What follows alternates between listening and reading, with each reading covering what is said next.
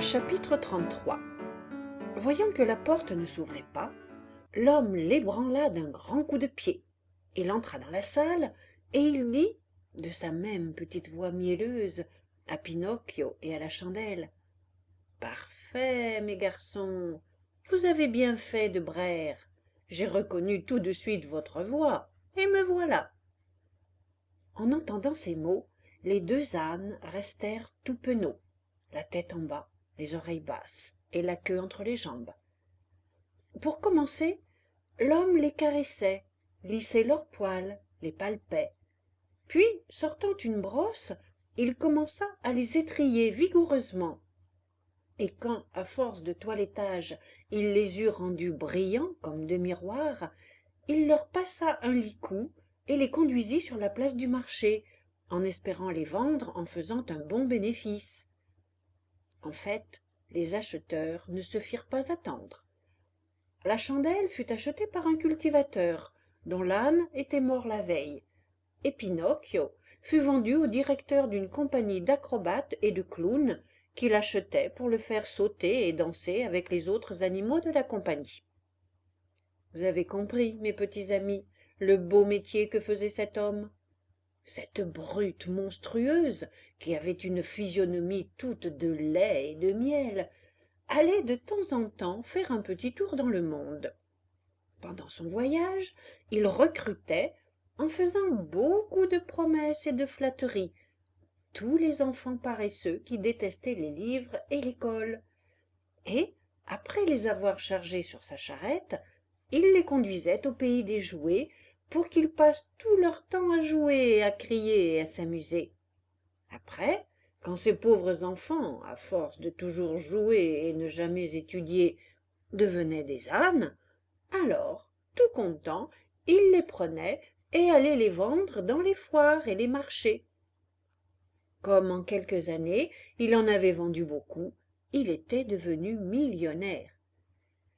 Je ne sais pas ce qu'il advint de la chandelle. En revanche, je sais que Pinocchio, dès les premiers jours, fut confronté à une vie très dure et misérable. Après l'avoir conduit à l'écurie, son nouveau patron, le directeur de la troupe, emplit sa mangeoire de paille hachée. Mais Pinocchio, après en avoir goûté une bouchée, la recracha. Alors le directeur, en grommelant, remplit sa mangeoire de foin. Mais Pinocchio n'aimait pas le foin non plus. « Ah, le foin non plus ne te plaît pas !» cria le directeur en colère. « Attends, mon bel âne, et si tu as des lubies en tête, je vais te les enlever, moi. » Et, pour lui faire bien comprendre, il lui donna un grand coup de fouet dans les jambes. Pinocchio, tout endolori, commença à pleurer et à braire, tout en disant: « La paille, je ne peux pas la digérer. »« Alors, mange le foin !» répliqua le directeur, qui comprenait le langage des ânes. « Mais le foin me donne mal à l'estomac. »« Donc, tu crois que parce que tu es un âne, je vais te nourrir de poulet et de galantine ?» ajouta le directeur de plus en plus en colère et en lui donnant un autre coup de fouet. Après ce second coup, Pinocchio, par prudence, se calma et ne dit plus un mot. Puis la porte de l'écurie fut fermée et le pantin resta seul. Et comme ça faisait plusieurs heures qu'il n'avait rien mangé, il commença à bâiller de faim. Et en bâillant, il ouvrait une bouche aussi grande qu'un four.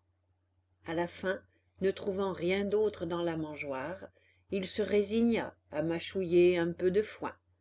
Après l'avoir bien mastiqué, il ferma les yeux et l'avala. « Ce foin n'est pas trop mauvais, » dit-il entre ses dents, « mais j'aurais mieux fait de continuer à étudier.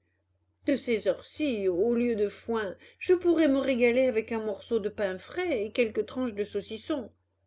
Mais patience. » Le lendemain matin, en se réveillant, il chercha tout de suite dans la mangeoire un peu de foin, mais il n'en trouva pas, parce qu'il l'avait tout mangé pendant la nuit. Alors il prit une bouchée de paille hachée. Mais tout en mâchant, il pensait que le goût de la paille ne valait pas celui du risotto ou du gratin de macaroni.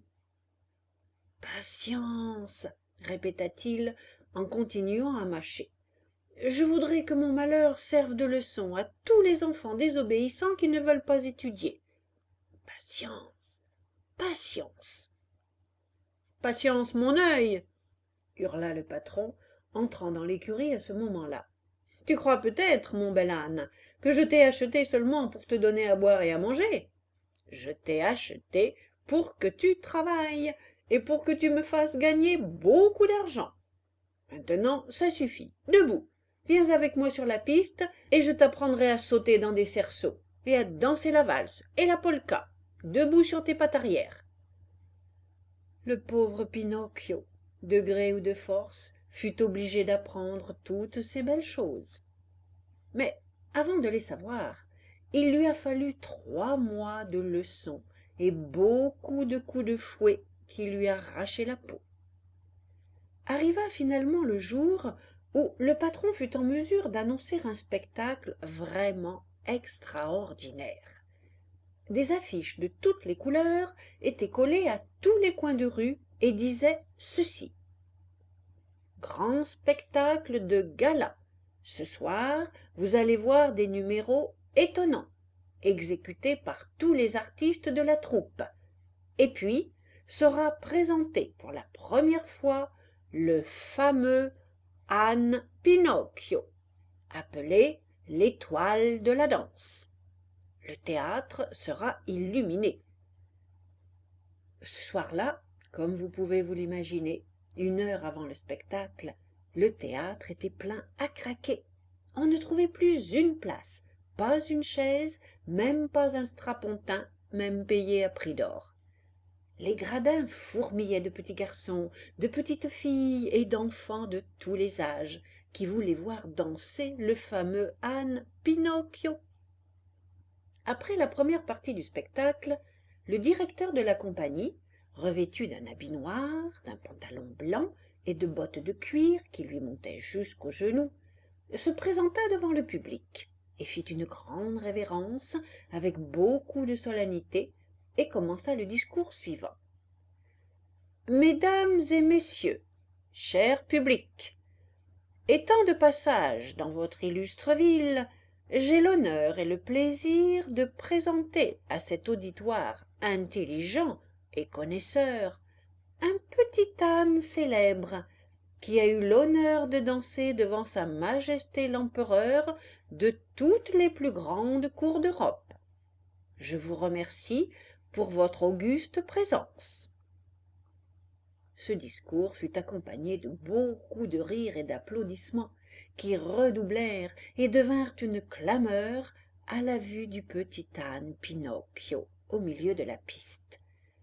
Il était pareil comme pour une fête. Il avait le poil bien brossé, avec 2 camélias blancs de chaque côté de la tête en guise de boucles d'oreilles. Sa crinière était divisée en petites nattes ornées de rubans roses. Il portait un licol d'or et d'argent, et sa queue était tressée de nœuds de velours jaune et bleu ciel. C'était en somme un petit âne adorable. Le directeur, en le présentant au public, ajouta ces mots. « Mon honorable public, je ne vous cacherai pas toutes les difficultés que j'ai eues pour acheter et apprivoiser ce mammifère, qui broutait paisiblement dans les montagnes de la zone torride. Observez, je vous prie, la sauvagerie de son regard. J'ai eu toutes les difficultés du monde pour le domestiquer, m'en faire obéir et lui apprendre à vivre comme un quadrupède bien élevé. J'ai commencé par de douces paroles, mais la gentillesse, au lieu d'obtenir de la bonne volonté, lui a rendu l'âme mauvaise. Alors, suivant le système de Gall, j'ai trouvé sur son crâne une petite bosse que la faculté de médecine de Paris appelle la bosse de la danse. C'est pour ça que je lui ai appris la danse, et non pas les sauts dans un cerceau ou marcher sur des bouteilles. Admirez-le, et puis jugez-le. Avant de prendre congé de vous, permettez-moi, mesdames et messieurs, de vous inviter au spectacle de la matinée de demain. Au cas où le temps serait pluvieux, alors le spectacle, au lieu de demain après-midi, sera reporté à demain à 11 heures du matin. Puis le directeur fit encore une révérence profonde, puis, se tournant vers Pinocchio, il lui dit « Approchez, Pinocchio. Avant de montrer votre talent, saluez ce respectable public, les messieurs, les dames et les enfants. » Pinocchio, obéissant, fléchit les 2 genoux jusqu'à terre et resta agenouillé jusqu'à ce que le directeur, faisant claquer son fouet, lui crie « Au pas !» Alors l'âne se releva et commença à tourner autour de la piste, toujours au pas. Au bout d'un moment, le directeur cria « Au trot !» et Pinocchio obéit au commandement, passa du pas au trot. « Au galop !» et Pinocchio se mit à galoper. « À toute vitesse !» et Pinocchio se mit à galoper à toute vitesse. Mais pendant qu'il courait comme un cheval, le directeur, levant son bras en l'air, tira un coup de pistolet. Au coup de pistolet, faisant semblant d'être blessé, il tomba d'un coup au milieu de la piste, faisant semblant d'être mort. Il y eut de tels éclats de rire et une salve d'applaudissements, de hurlements et de battements de mains que le vacarme montait jusqu'aux étoiles. Pinocchio leva la tête pour les regarder. Et tout à coup, il vit dans une loge une belle dame qui avait au cou un collier d'or d'où pendait un médaillon. Dans ce médaillon, il y avait le portrait d'un pantin. « C'est mon portrait, et cette dame est ma fée !» se dit Pinocchio, la reconnaissant, et tout content il se mit à crier « Ma petite fée, ma petite fée !» Mais au lieu de ces paroles, il sortit de sa gorge un long braiement qui fit éclater de rire tous les spectateurs du théâtre et surtout les enfants. Le directeur, pour lui apprendre que ce n'était pas poli de braire devant le public, lui donna un coup de manche de son fouet sur le museau.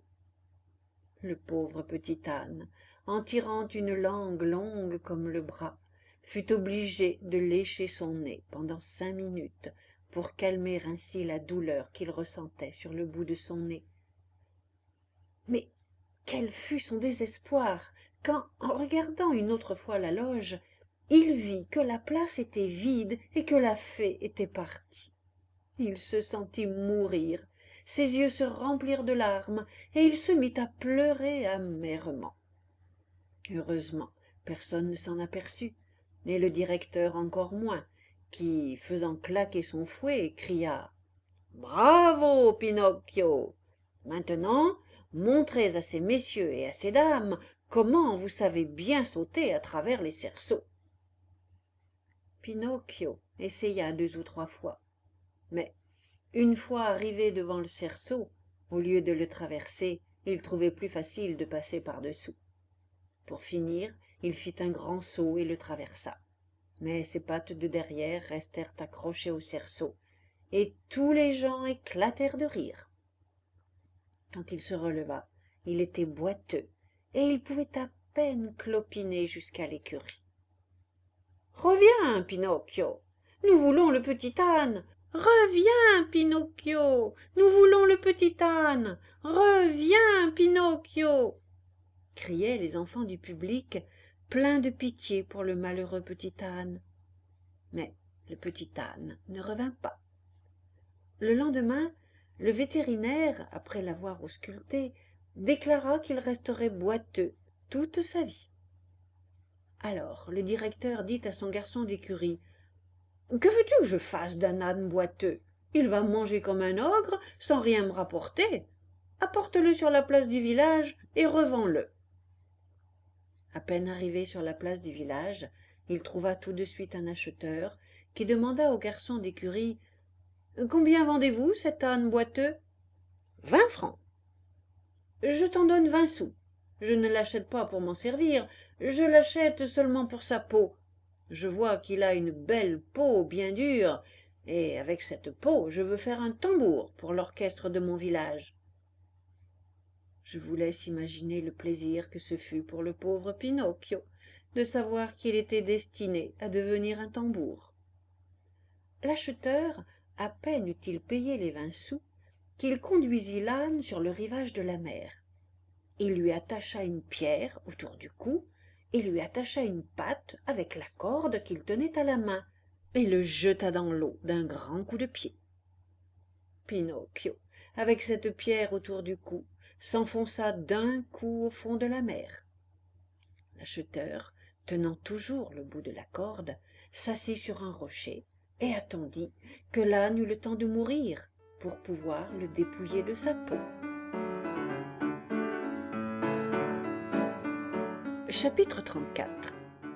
Il y avait 50 minutes que le pantin était dans l'eau, et son acheteur se dit: « De ces heures-ci, mon pauvre âne boiteux doit bel et bien être noyé.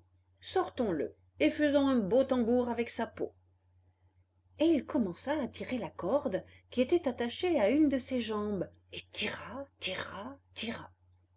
À la fin, il vit sortir de l'eau. Devinez quoi? Au lieu d'un petit âne mort, il vit apparaître, à l'autre bout de la corde, un pantin bien vivant qui se tortillait comme une anguille. En voyant le pantin de bois, le pauvre homme crut rêver, et il resta tout abasourdi, la bouche ouverte et les yeux hors de la tête. Revenu un peu de sa stupeur, il dit en balbutiant: « Et l'âne que j'ai jeté dans l'eau, où est-il ?»« C'est moi, l'âne !» dit le pantin en riant. « Toi? Moi? Ah, tu veux faire le mariole pour te moquer de moi? » « Me moquer de vous? Au contraire, cher monsieur, je suis très sérieux. »« Mais comment as-tu fait, toi qui étais un âne quand je t'ai jeté dans l'eau, pour devenir un pantin de bois? »« C'est l'effet de l'eau de mer. L'eau de mer fait quelquefois des plaisanteries comme celle-ci. »« C'est mal, pantin, très mal. Ne crois pas t'amuser à mes dépens en disant de pareilles bêtises. Gare à toi si je commence à m'énerver. » « Eh bien, patron, vous voulez connaître toute mon histoire, tout à fait vraie?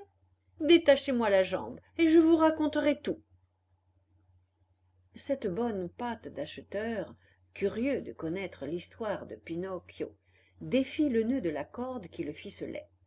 Et alors, Pinocchio, se trouvant libre comme un oiseau dans le ciel, lui dit ceci: « Sachez donc que j'étais un pantin de bois, comme je suis maintenant. Mais je voulais devenir un vrai garçon, comme il y en a tant en ce monde. Mais, à cause de ma mauvaise volonté d'étudier et parce que j'ai écouté de mauvais camarades, je me suis échappé de ma maison. Et un beau jour, en me réveillant, je me suis trouvé changé en âne, avec de longues oreilles et une longue queue. Quelle honte pour moi! Une honte, cher patron, que saint Antoine ne vous fasse jamais éprouver. On m'a emmené sur le marché des ânes pour être vendu, et je fus acheté par le directeur d'une troupe d'animaux savants, qui se mit en tête de faire de moi un grand danseur et un grand sauteur à travers les cercles.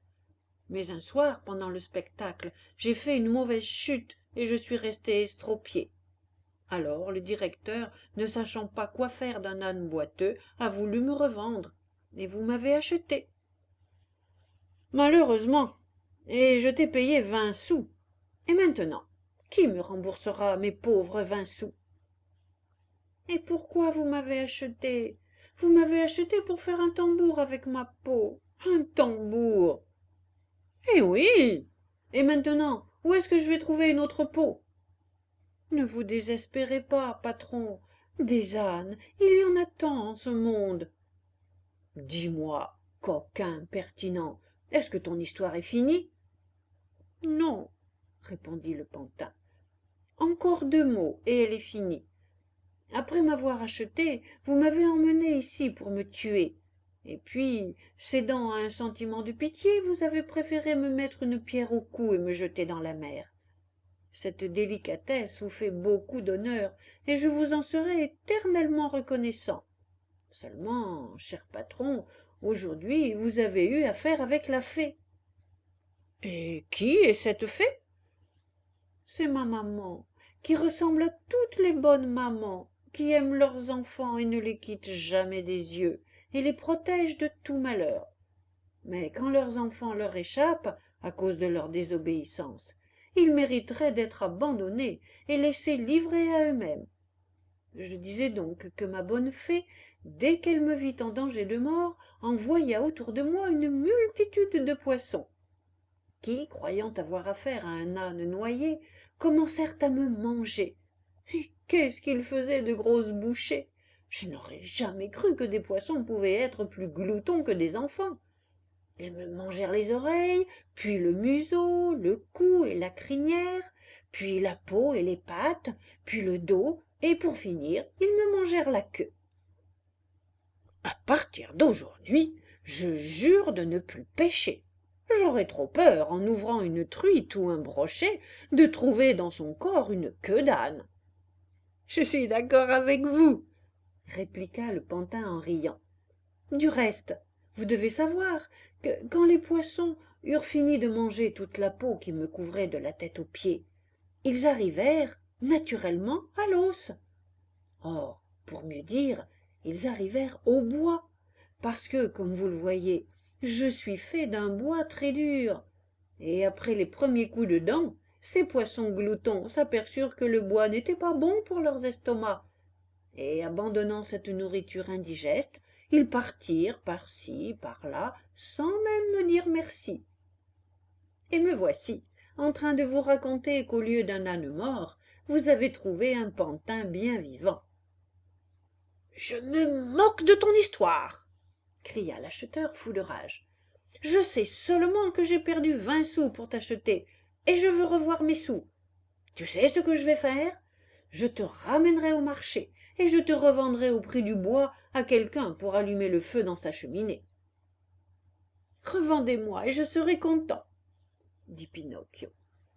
Et en disant cela, il bondit et sauta au milieu de l'eau. Et en nageant, il s'éloignait de la plage, et il criait à son pauvre acheteur. « Adieu, patron! Si vous avez besoin d'une peau pour faire un tambour, pensez à moi !» Et il riait en continuant à nager. Un peu plus tard, il se retourna en disant « Adieu, patron! Si vous avez besoin d'un peu de bois pour allumer votre feu, pensez à moi !» Pendant ce temps, il s'était tellement éloigné qu'on ne le voyait plus de la plage. On apercevait seulement un petit point noir qui, de temps en temps, soulevait ses jambes hors de l'eau et faisait des sauts et des cabrioles, comme un dauphin de bonne humeur. Pendant que Pinocchio nageait à l'aventure, il vit, au milieu de la mer, un rocher qui semblait être fait de marbre blanc, et au sommet du rocher, il y avait une belle petite chèvre qui bêlait gentiment et lui faisait signe d'approcher. La chose la plus extraordinaire était celle-ci. La laine de cette chèvre, au lieu d'être noir et blanc, ou de 2 couleurs comme les autres chèvres, était au contraire toute bleue, mais d'un bleu très doux qui faisait penser aux cheveux de la belle jeune fille. Je vous laisse imaginer comment le cœur de Pinocchio se mit à battre très fort. Rassemblant tout son courage et toute sa force, il se mit à nager vers le rocher blanc. Il était déjà à moitié chemin quand il vit sortir de l'eau une horrible tête de monstre marin, avec la bouche ouverte comme un gouffre et 3 rangées de dents qui auraient épouvanté n'importe qui, même en peinture. Et savez-vous qui était ce monstre marin ? Ce monstre marin n'était ni plus ni moins que la gigantesque baleine que nous avons rencontrée plusieurs fois dans cette histoire, rappelez-vous, et qu'on avait appelée l'Attila des poissons et des pêcheurs, à cause de sa voracité insatiable et de sa méchanceté. Imaginez-vous la terreur de ce pauvre Pinocchio en voyant ce monstre. Il chercha à le semer en changeant de direction. Il essaya de s'enfuir. Mais cette immense bouche ouverte s'approchait toujours à la vitesse d'une flèche. Dépêche-toi, Pinocchio, par pitié, bêlait désespérément la petite chèvre. Et Pinocchio nageait en remuant désespérément ses jambes, ses bras et son corps tout entier. Dépêche-toi, Pinocchio, le monstre se rapproche. Et Pinocchio, faisant appel à toutes ses forces, redoubla de vitesse. Attention, Pinocchio, le monstre te rattrape. Le voilà, il arrive, dépêche-toi par pitié ou tu es perdu. Pinocchio nageait plus vite que jamais, vite, vite, vite, aussi vite qu'une balle de fusil. Il était presque arrivé au rocher, et déjà la petite chèvre, se penchant au-dessus du rocher, lui tendait les deux pattes de devant pour l'aider à sortir de l'eau. Mais c'était trop tard. Le monstre l'avait rejoint, et, ouvrant une énorme gueule, il engloutit Pinocchio, comme il aurait gobé un œuf de poule. Et il l'avala avec tant de violence et tant d'avidité que Pinocchio, tombant comme un caillou dans le ventre de la baleine, reçut un choc si violent qu'il en resta inanimé pendant un bon quart d'heure. Quand il retrouva ses esprits, il ne savait plus qui il était et où il était. Autour de lui, c'était noir comme dans un four, mais un four si noir et si profond qu'il lui semblait se trouver dans un encrier plein d'encre noire. Il écouta, mais n'entendit rien. Il sentait seulement de temps en temps une rafale de vent lui cingler le visage. Au commencement, il ne comprenait pas d'où ce vent pouvait venir. Puis il comprit que ce vent sortait des poumons du monstre, parce qu'il faut savoir que la baleine avait de l'asthme, et quand elle respirait, on aurait cru que la tramontane soufflait. Pinocchio, d'abord, essaya de rassembler un peu de courage. Mais quand il s'aperçut qu'il était enfermé dans le ventre de la baleine, alors il commença à pleurer et à crier, et en sanglotant, il disait « Au secours! Au secours! Oh, pauvre de moi! Il n'y a personne qui viendra me sauver! »« Qui veux-tu qui te sauve, malheureux ?» dit à ce moment une grosse voix tout près de lui. « Qui parle comme ça ?» dit Pinocchio en tremblant d'épouvante. « C'est moi, je suis un pauvre thon que la baleine a englouti en même temps que toi. Et toi, quel poisson es-tu ? » ?»« Je ne suis pas un poisson, je suis un pantin. »« Et alors, puisque tu n'es pas un poisson, pourquoi est-ce que tu t'es fait avaler par le monstre ? » ?»« Ce n'est pas moi qui me suis fait avaler, c'est lui qui m'a avalé. Et maintenant, qu'est-ce qu'on peut faire dans cette obscurité ? » Il ne reste plus qu'à attendre que la baleine ait digéré tous les deux. « Mais moi, je ne veux pas être digéré !» hurla Pinocchio en recommençant à pleurer. « Personne ne veut être digéré, » ajouta le thon. « Mais moi, je suis philosophe, et je me console en pensant que, quand on est thon, il vaut mieux mourir dans l'eau que dans l'huile de friture. »« Sottise !» cria Pinocchio. « C'est mon opinion, » répliqua le thon. « Et les opinions, comme disent les thons politiques, doivent toutes être respectées. »« Mais moi, je veux m'en aller, je veux m'enfuir. »« Va-t'en, si tu y arrives. »« Est-ce qu'elle est très grosse, cette baleine qui nous a avalés ?» demanda le pantin. « Son corps est long d'au moins 1 kilomètre, sans compter la queue. » Pendant cette conversation dans le noir, Pinocchio crut apercevoir une petite lueur dans le lointain. « Qu'est-ce que c'est que cette lumière là-bas ?»« Ça doit être un de nos compagnons d'infortune qui attend comme nous le moment d'être digéré. »« Je voudrais aller le voir. Si ça se trouve, ce sera quelque vieux poisson capable de me dire comment on peut sortir d'ici. »« Je te le souhaite de grand cœur, cher pantin. »« Adieu, thon. »« Adieu, Pinocchio, et bonne chance. »« Peut-être qu'on se reverra un jour. »« Qui sait, il vaut mieux ne pas trop compter là-dessus. »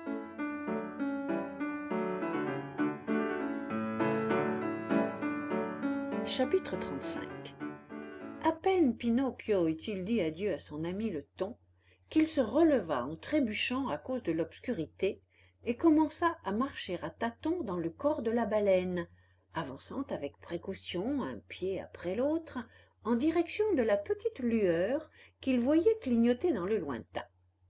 En marchant, il sentait que ses pieds s'enfonçaient dans une boue grasse et gluante, et cette boue dégageait une odeur de poisson frit si forte qu'il se serait cru à la mi-carême. Plus il avançait, plus la lueur se faisait brillante et distincte.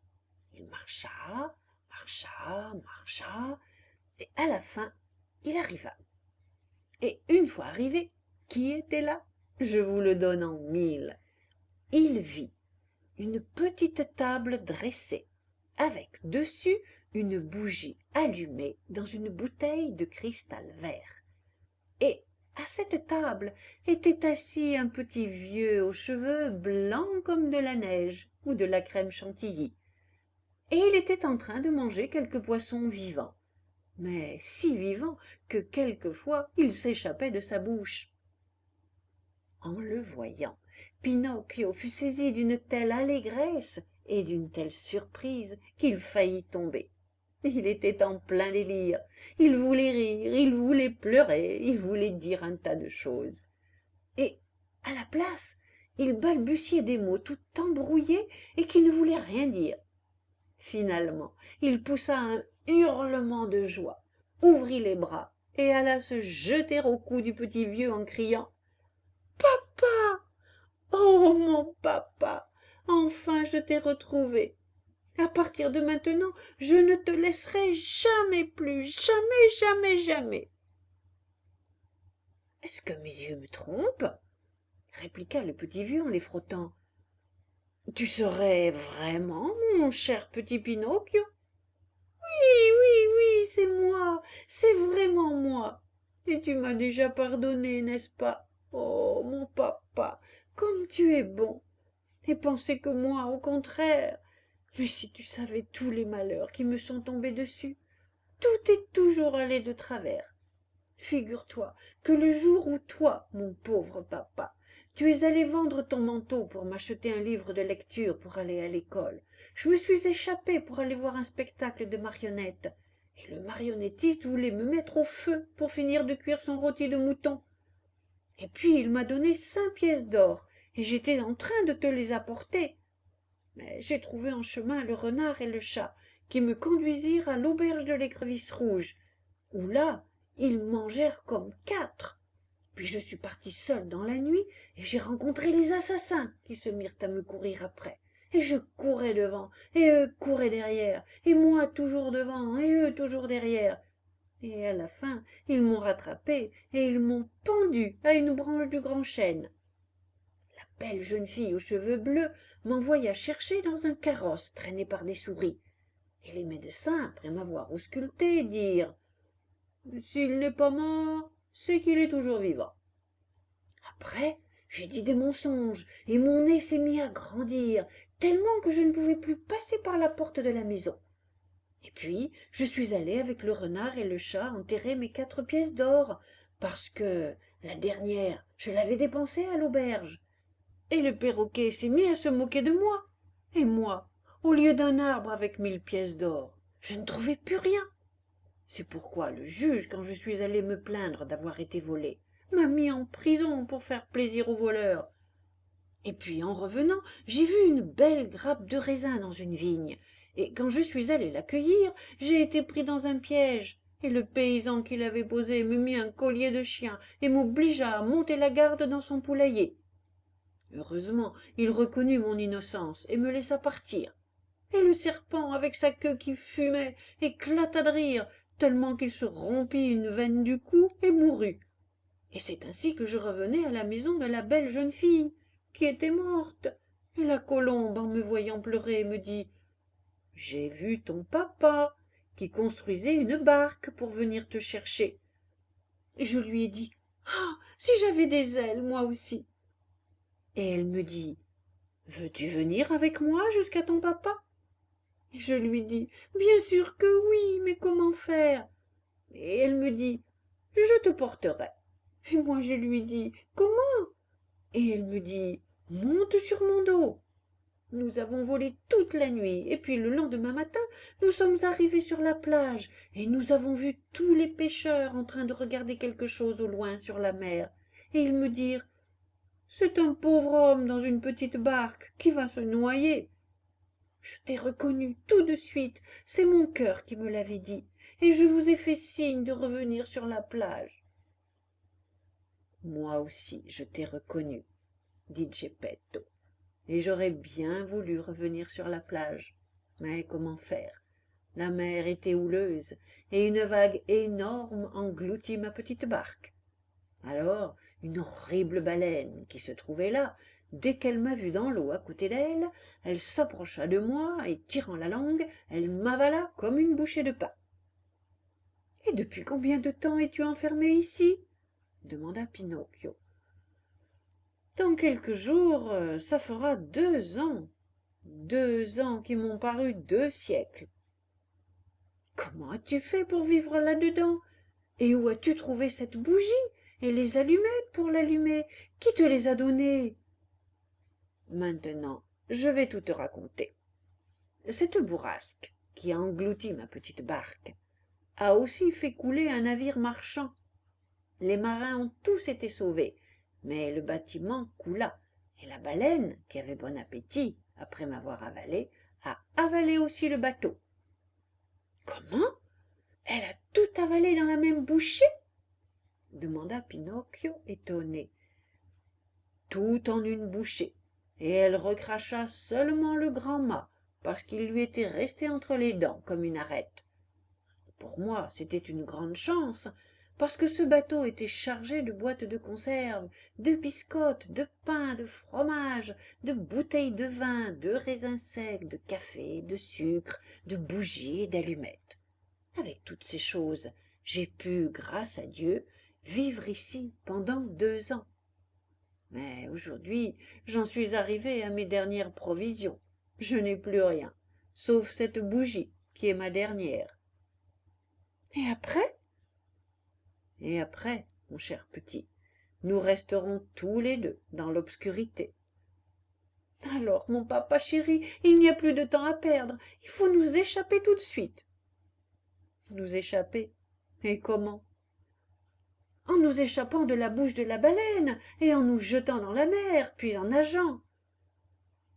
C'est bien dit, mais moi, cher Pinocchio, je ne sais pas nager. Qu'importe, tu monteras sur mes épaules, et moi qui suis un bon nageur, je te porterai à bon port sur la plage. Tu rêves, mon petit, répliqua Geppetto en hochant la tête et en souriant tristement. Ce n'est pas possible qu'un pantin comme toi, pas plus haut qu'un mètre, puisse avoir la force de me porter sur ses épaules en nageant. Essaie un peu et tu verras.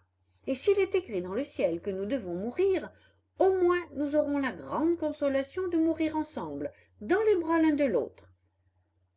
Et sans rien ajouter, Pinocchio prit la bougie et, passant le premier pour éclairer, il dit à son papa « Suis-moi et n'aie pas peur ». Ils marchèrent ainsi un bon moment et traversèrent tout le corps et tout l'estomac de la baleine. Arrivés à l'endroit où commençait la grande gueule du monstre, ils s'arrêtèrent pour observer autour d'eux et guetter le moment favorable à leur fuite. Il faut savoir que la baleine était très vieille, et qu'elle avait de l'asthme et des palpitations, et qu'elle était obligée de dormir la bouche ouverte. Alors, Pinocchio se mit à l'entrée de la gueule, et, regardant au-dessus de lui, il vit un morceau de ciel étoilé et un beau clair de lune. « C'est le moment de s'échapper !» murmura-t-il alors en se retournant. « La baleine dort comme un loir, la mer est tranquille et on y voit comme en plein jour. Suis-moi, papa, et bientôt nous serons sauvés. » Sitôt dit, sitôt fait, ils montèrent par la gorge du monstre marin, et, arrivés à la gueule immense, ils marchèrent sur la pointe des pieds, sur la langue, une langue large et longue comme la grande allée d'un jardin. Ils étaient déjà prêts à sauter et à se jeter à la mer, quand, au même moment, la baleine éternua et donna une si grande secousse que Pinocchio et Geppetto se trouvèrent emportés vers l'arrière et se retrouvèrent au fond de l'estomac du monstre. Dans leur chute, la bougie s'était éteinte, et père et fils restèrent dans le noir. « Et maintenant ?» demanda Pinocchio, devenu sérieux.